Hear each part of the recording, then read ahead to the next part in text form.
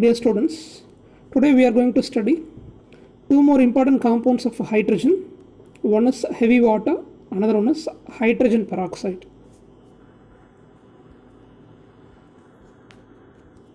And we know the normal water. It is nothing but hydrogen oxide, H2O. Now this is heavy water. This is made up of heavy hydrogen, deuterium. So deuterium combines with oxygen, it forms deuterium oxide. It's nothing but heavy water. So how can we prepare this heavy water? We know that the abundance of deuterium is very less. The same way, abundance of heavy water is also very less. So this heavy water can be obtained by the electrolysis of water. What actually happens when we do electrolysis of water? Water molecule is decomposed to give hydrogen and oxygen. So comparing heavy water, normal water will be decomposed easily to get hydrogen and oxygen. So during this electrolysis of water, heavy water will be obtained at the last, because when we take normal water, out of 5,000 parts, only one part heavy water will be present. So during the electrolysis, first ordinary water will become hydrogen and oxygen, then we will get heavy water. Further electrolysis will decompose the heavy water also to get deuterium and oxygen. We have studied the reaction yesterday. So by the electrolysis of water, at the end we get heavy water.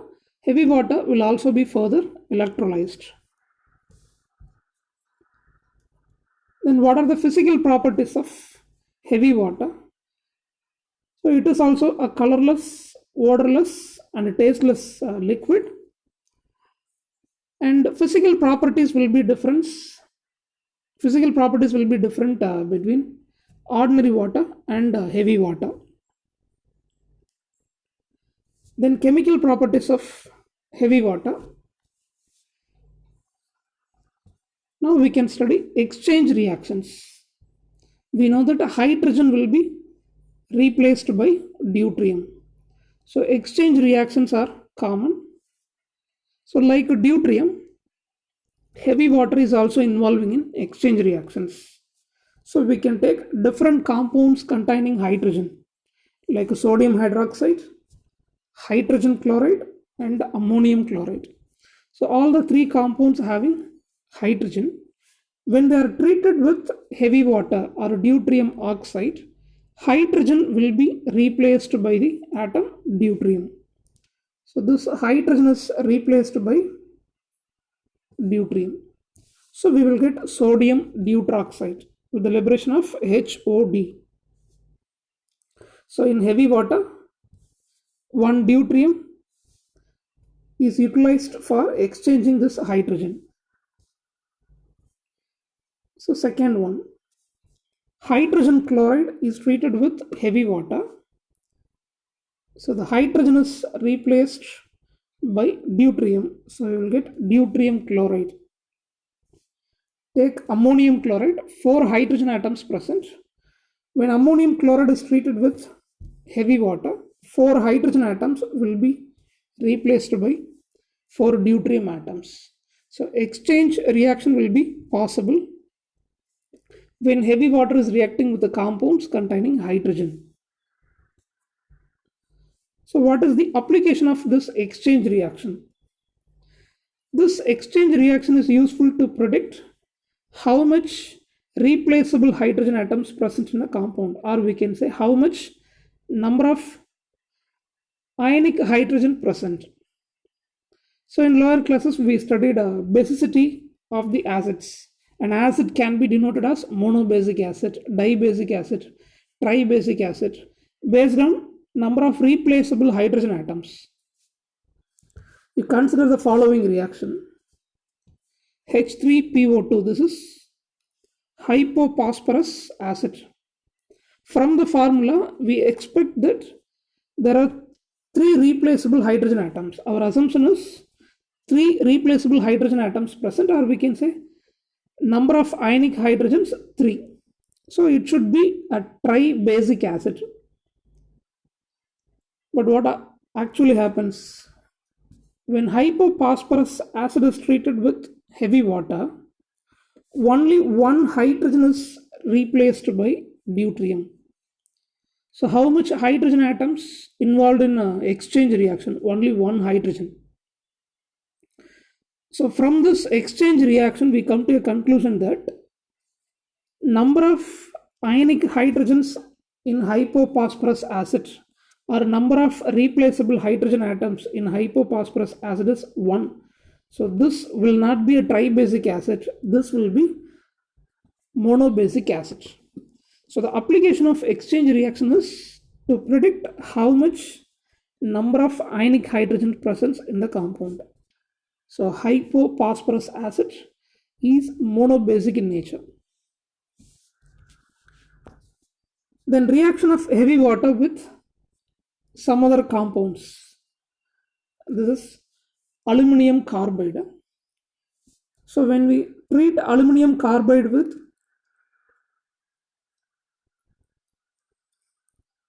heavy water, we get aluminum deuteroxide. If it is ordinary water, we will get aluminum hydroxide. So AlOH thrice times. Instead of ordinary water molecule, we take heavy water. So this is aluminum deuteroxide with the liberation of CD4. CH4 means methane. Instead of hydrogen, we have deuterium. So CD4. So deuterium based compounds will be formed. When heavy water is reacting with the calcium carbide, we will get calcium deuteroxide. When heavy water is reacting with magnesium nitride, it forms magnesium deuteroxide. When heavy water is reacting with calcium phosphide, it forms calcium deuteroxide. So deuterium based compounds will be formed. And what are the uses of heavy water?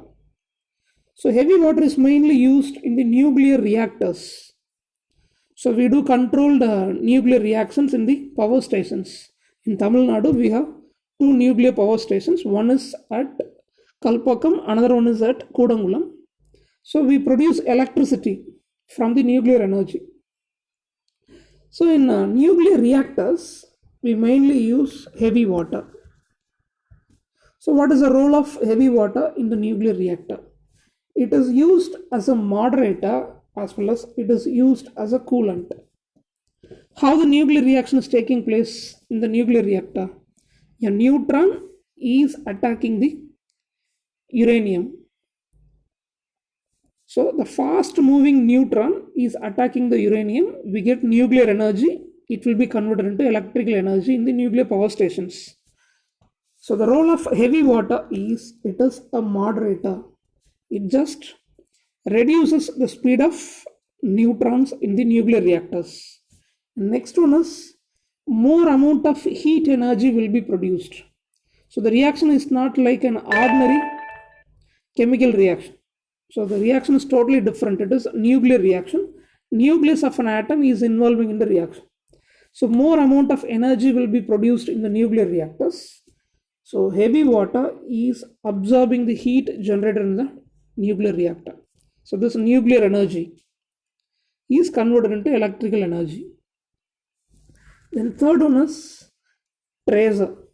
To study the mechanism of chemical reactions and metabolic reactions, we use heavy water as a tracer. So instead of ordinary water, if heavy water is used, we can trace it easily. So mechanism of the reactions can be studied easily. So these are all the uses of heavy water. So one more important compound of hydrogen is hydrogen peroxide. So many peroxides are available. Hydrogen peroxide has many applications in the laboratory. So it is an important peroxide. Hydrogen peroxide can be prepared using the metal peroxides. So barium peroxide, sodium peroxide can be treated with acids like sulfuric acid. So preparation of hydrogen peroxide is reacting dilute sulfuric acid with barium peroxide and sodium peroxide. We will get hydrogen peroxide with the liberation of barium sulfate and sodium sulfate. Large scale preparation of hydrogen peroxide. So in industry, we manufacture hydrogen peroxide using the auto-oxidation process. For auto-oxidation process, the first substance we take it is 2-ethyl anthraquinone. In the presence of a catalyst, it involves in reduction. 2-ethyl anthraquinone involves in reduction in the presence of a catalyst. So it forms 2-ethyl anthraquinol. So this substance will involve in auto-oxidation process. Spontaneously, the oxidation process takes place. So we get hydrogen peroxide with the regeneration of 2-ethyl anthraquinone. So when you take the mixture, it has an aqueous substance called hydrogen peroxide. It has an organic substance called 2-ethyl anthraquinone. So two layers will be present in the mixture. One is aqueous layer, another one is organic layer. So always aqueous and organic layers will be separated. So both are not miscible liquids. Hydrogen peroxide is polar in nature. 2-ethyl anthraquinone is non-polar in nature. One is aqueous, another one is non-aqueous. So both the liquids will be separated easily. So by doing physical methods, we can separate hydrogen peroxide and its concentration is 40%. 40% solution of hydrogen peroxide will be manufactured using this process. Then physical properties of hydrogen peroxide. So pure hydrogen peroxide is almost a colorless liquid and it is less volatile, but viscosity will be more than the water. Comparing the water, hydrogen peroxide will have more viscosity. Next one, 30% solution of hydrogen peroxide is called as 100 volume hydrogen peroxide. You remind it, 30% solution of hydrogen peroxide is called as 100 volume hydrogen peroxide. The reason is, if 1 ml of hydrogen peroxide is heated, it provides 100 ml of oxygen. So that 30% solution of hydrogen peroxide is called 100 volume hydrogen peroxide. Then chemical properties of hydrogen peroxide. Hydrogen peroxide is highly reactive in nature. It is a highly unstable. Decomposition or disproportionation will be an easy process. So hydrogen peroxide is easily disproportionated to give water and oxygen. And how this hydrogen peroxide is stored in the laboratory. Even in our practicals we use hydrogen peroxide. Hydrogen peroxide liquid solution is always kept in a plastic bottle because the reaction will be catalyzed by the metals. It becomes sometimes explosive reactions. So when hydrogen peroxide is disproportionated to give water and oxygen, in the presence of metals, reaction will be catalyzed, rate of the reaction will be more, and reaction becomes explosive reactions. So that when hydrogen peroxide is kept in glass bottles, hydrogen peroxide is reacting with the metals present in the glass bottles. So glass is made up of silica, so some elements present like silica. So hydrogen peroxide will react with the metals and it leads to explosion. So to avoid that, always hydrogen peroxide is stored in plastic bottles in the laboratory and industry. And very important application of hydrogen peroxide is, it is acting as both oxidizing agent and reducing agent. So medium is deciding the nature of hydrogen peroxide. If the reaction medium is acidic, the role of hydrogen peroxide will be oxidizing agent. If the medium of the solution is basic, or alkaline, the role of hydrogen peroxide will be the reducing agent. So it behaves like an oxidizing agent as well as a reducing agent. The medium is deciding the ability of hydrogen peroxide. Okay, let us take acidic conditions. The medium is acidic medium. Consider this reaction. Ferrous sulfate. The medium is acid medium, so we have sulfuric acid. With that, we have added hydrogen peroxide. Ferrous sulfate is converted into ferric sulfate and water. Now we have to identify what type of reaction it is. It is an example of oxidation reaction. What is the oxidation state of iron here? Plus 2. Fe2 plus. So it is called a ferrous sulfate.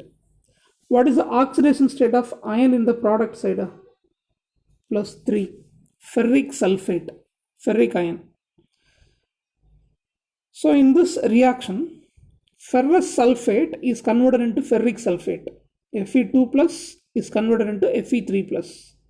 So loss of electron takes place. So the reaction is what? Oxidation reaction. The oxidation reaction will be induced by hydrogen peroxide. So definitely it is called an oxidizing agent. So we do a chemical reaction in acidic condition. Ferrous becomes ferric, Fe2 plus is converted into Fe3 plus by losing an electron. So the process is an oxidation process. It is induced by hydrogen peroxide. So hydrogen peroxide is an oxidizing agent. If it is an oxidizing agent, definitely it will undergo reduction. Always oxidizing agent will undergo reduction. So reduction is explained here. Hydrogen peroxide gains electron in the presence of acid. H plus is nothing but what? Representing the acid sulfuric acid. So hydrogen peroxide gains electron, so it forms water molecule. So water molecule is formed. Hydrogen peroxide is converted into water. This is nothing but reduction. So ferrous sulfate is converted into ferric sulfate by oxidation. It is induced by hydrogen peroxide. So it is an oxidizing agent. Always oxidizing agent will undergo reduction. So in the presence of acid, it gains electrons from the ferrous sulfate. It becomes water. So this is overall a redox reaction. Ferrous sulfate undergoes oxidation. Hydrogen peroxide undergoes reduction. So this is a redox reaction. As you studied in 10th, always oxidation and reduction takes place simultaneously. So the main thing is, in acid medium, the role of hydrogen peroxide will be an oxidizing agent. Now we maintain the alkaline condition or basic condition. What type of reaction will be possible? The reaction will be a reduction process. We consider potassium permanganate when it is treated with hydrogen peroxide in the presence of an alkali. We get manganese dioxide with the liberation of potassium hydroxide, water, and oxygen. Now, the manganese is in +7 oxidation state. So what is the oxidation state of manganese in potassium permanganate? +7. Potassium +1, manganese +7. For each oxygen -2. So overall -8. So oxidation state of manganese is +7. To check the oxidation state of manganese in the product, manganese dioxide, it is +4. So there is a reduction of oxidation state. Okay, value is reduced because of gaining of electron. So potassium permanganate gains 3 electrons, so that its oxidation state becomes +4 in the product manganese oxide. So this is called a reduction. Gain of electron is called a reduction. So reduction is induced by hydrogen peroxide. So this is called a reducing agent. If hydrogen peroxide is behaving as a reducing agent, definitely it will undergo oxidation. It is explained in the above reaction. So this is a reduction reaction. Oxidation state of manganese plus 7 in the reactant side plus 4 in the product side. Potassium permanganate, in which manganese gains 3 electrons to become manganese plus 4 in the product side. So gain of electron is nothing but reduction. So reduction is induced by hydrogen peroxide, called reducing agent. Every reducing agent will undergo oxidation. So to explain that, equation is given. HO2 minus is nothing but hydrogen peroxide. H2O2 can be written as what? H plus and HO2 minus. So how can we separate hydrogen peroxide? H plus, HO2 minus. So the role of hydrogen peroxide in the reaction in basic condition is a reducing agent. So the reducing agent hydrogen peroxide will undergo oxidation by loss of electron. Hydrogen peroxide loses electron so that it produces oxygen and water. So you can also observe the liberation of water and oxygen. Hydrogen peroxide involves in oxidation, but it is behaving as a reducing agent. So this is an important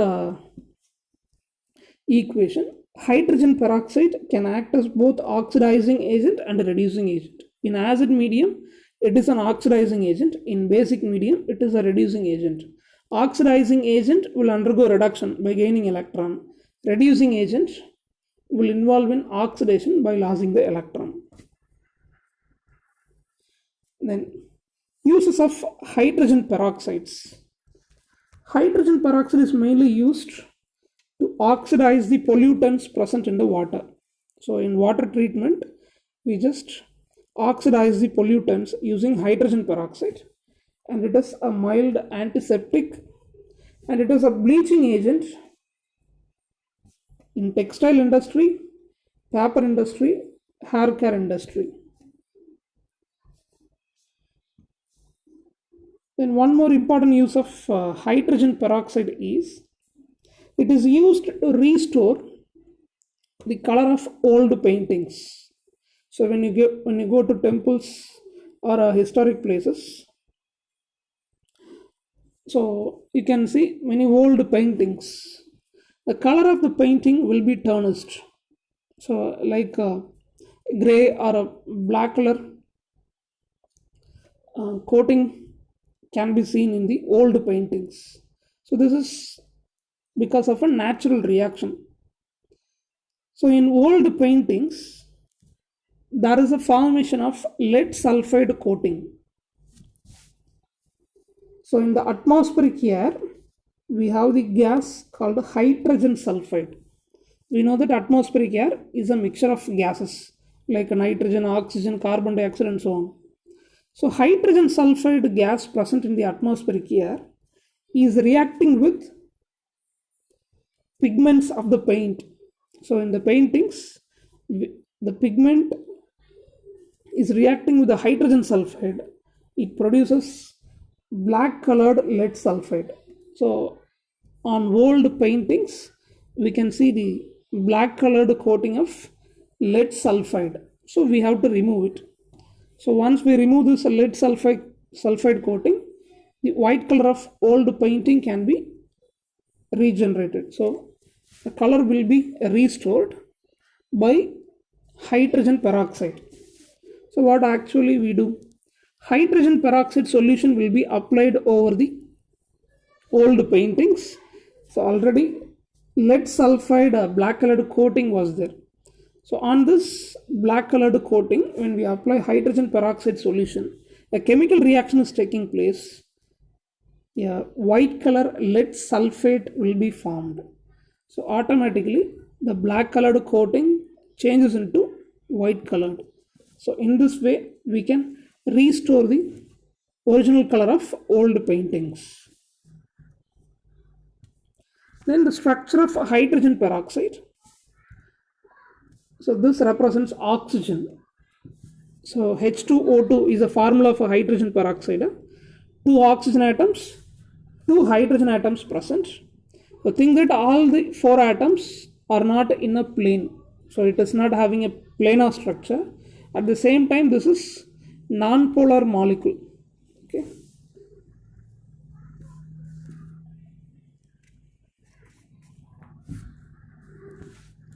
So structure will be a non-polar structure. Hydrogen peroxide structure in its gaseous phase and solid phase is given.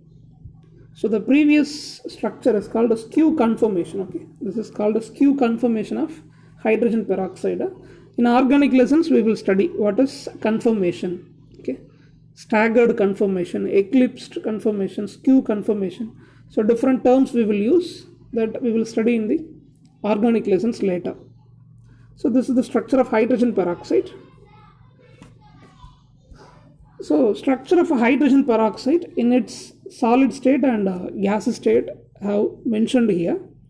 As I told, all four atoms, two hydrogen atoms and two oxygen atoms, will not be in a single plane. It is not a planar structure. So we can assume the structure as dihydroxyl formula structure. Two OH groups. So you can observe OH is nothing but an alcohol. So you can assume the structure of hydrogen peroxide as 2-hydroxyl formula, but both will not be in the same plane. Okay.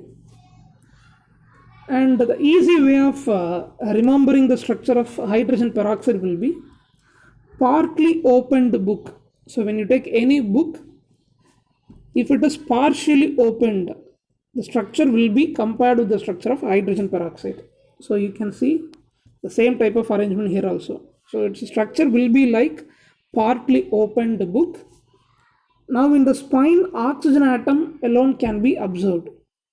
At the middle portion of the book in the spine, two oxygen atoms alone present, two hydrogen atoms are in the opposite direction. So in solid and gaseous phase, attraction will be different, so that dihedral angle, bond angle will be different. So you can see the dihedral angle. In solid state 90.2 degree, in the gaseous state 115.5 degree. So why there is a less dihedral angle in solid state means interaction will be more, hydrogen bonding will be more. Okay. So between this oxygen and hydrogen and this oxygen and hydrogen bonding will be present, so that dihedral angle is less for solid state structure. Then oxygen hydrogen bond angle, oxygen hydrogen bond angle will be different in both the states. In solid state 101.9 degree, in gaseous state 94.8 degree. So structure of hydrogen peroxide will be little bit different in gaseous phase and solid phase. So with this we complete today's portion. Tomorrow we will discuss different hydrides and hydrogen bonding, different types of hydrogen bonding. Thank you.